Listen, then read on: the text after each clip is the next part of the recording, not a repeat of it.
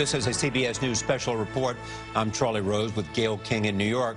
Norah O'Donnell is in San Bernardino, California. President Obama spoke a few minutes ago in the Oval Office. He reacted to Wednesday's massacre of 14 people at a social services center. The suspects, a husband and a wife, were killed in a police shootout. Margaret Brennan is at the White House. Margaret? Good morning. Well, this was a hastily scheduled meeting here in the Oval Office. The president really wanted to speak to reporters following a session with his national security team, including the FBI director and the attorney general.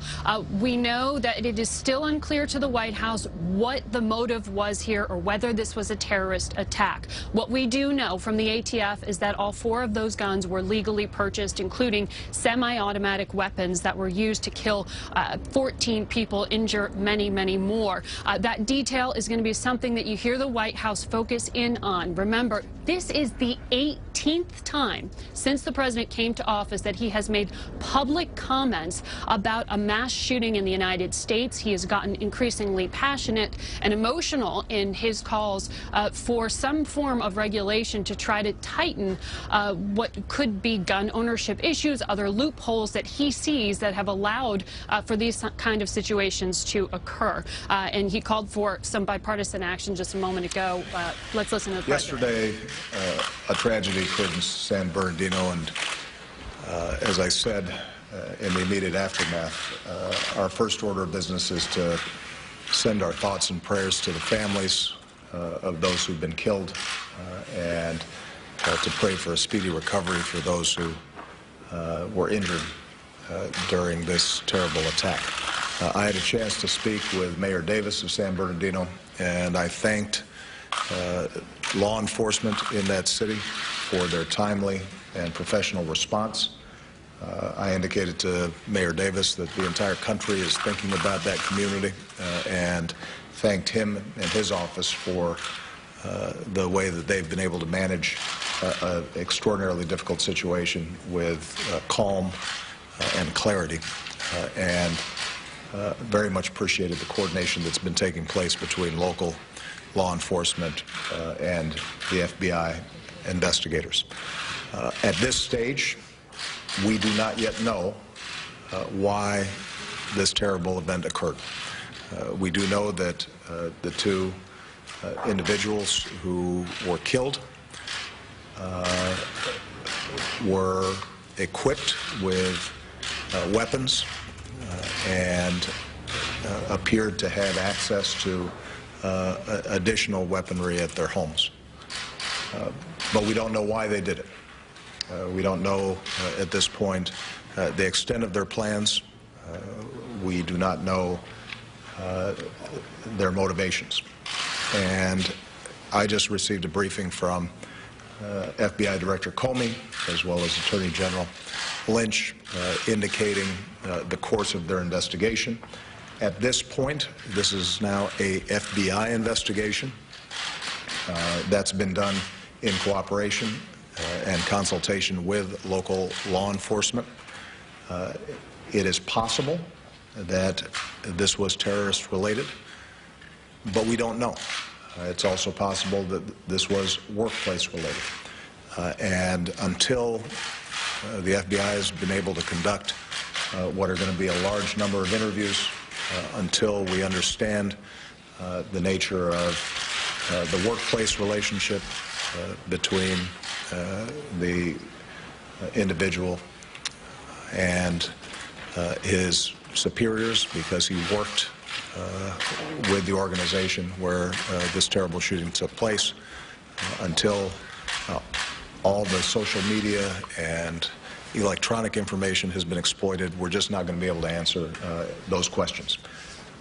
But what I can assure the American people is we're going to get to the bottom of this, and that we are going to be vigilant, as we always are, in getting the facts before we issue any decisive judgments in terms of how this occurred.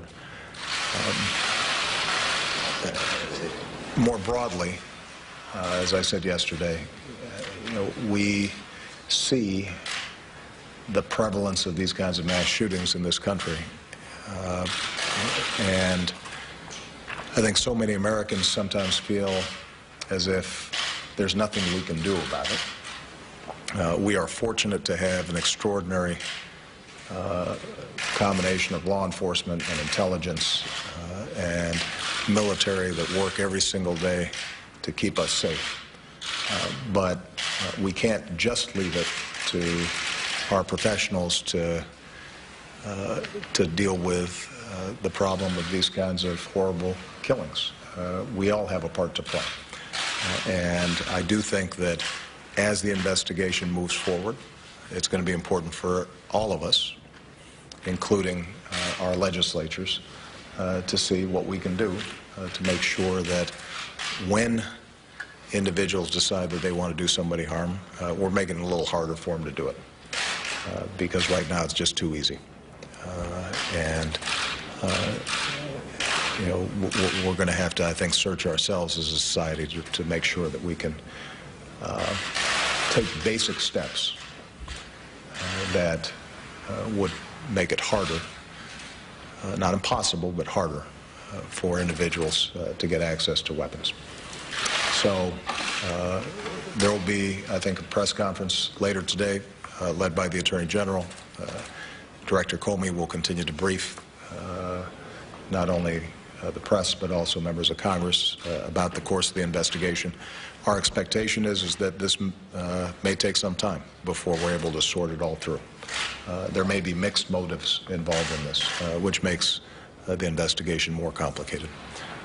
But rest assured that we will get to the bottom of this. And in the meantime, once again, I want to offer our deepest condolences to those who've been affected by this terrible tragedy.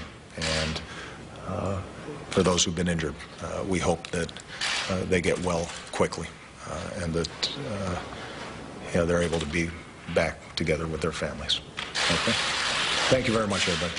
Thank you. I'm Charlie Rose with Gayle King here in New York and Norah O'Donnell in San Bernardino. The president expressing grief for the victims in San Bernardino, praising the police there, and saying we do not know whether this was terror-related or work-related or something else, but that the FBI is now leading the investigation. Gayle? Norah O'Donnell, we're going to go back to you in San Bernardino. It was interesting for the president to say we need to figure out a way to make it harder for people who want to do harm, because right now it's just too easy for them to do so. Norah O'Donnell in San Bernardino. That's right. That's right, Gayle and Charlie. Number one, the president noting that the FBI is now leading this investigation, that he has been briefed by his FBI director as well as his attorney general. I think that's significant. Two, the president saying that it is a possible terrorist related, it is possibly workplace related, and at the very end you said it may be a mixed nature, because they have to understand what his relationship was with his superior, since it was people he had worked with in the past. He said very clearly, we are going to get to the bottom to this. We are going to be vigilant. But then, as you noted, Gayle, he also said, look, let's not feel powerless in this situation. You know, that Americans are starting to feel that they can do nothing about this. We can't just leave it to the professionals. We all have a part to play.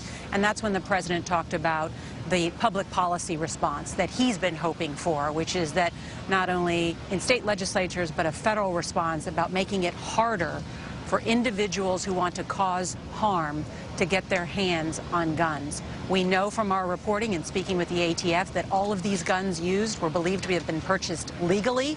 We don't know who purchased them. That has not yet been made clear, but they were purchased legally. So that's going to be more, I think, of the investigation as we learn more about who these two suspects are. Mr. Farouk and his wife, 28 and 27 years old. He is described as very religious. Why he decided to do this, even though his brother said it seems unfathomable. So all that and more with the FBI leading this investigation. Charlie and Gayle. The president's conversation took place after he had met with the FBI director and also the attorney general. Our coverage continues throughout the day on the CBS station and on our 24-hour digital network, CBSN. There will also be a full report on the CBS Evening News with Scott Pelley. Many of you will turn now to CBS This Morning. This has been a CBS News special report. For Norah O'Donnell in San Bernardino, I'm Charlie Rose with Gayle King, CBS News, New York. For news 24 hours a day, go to CBSNews.com.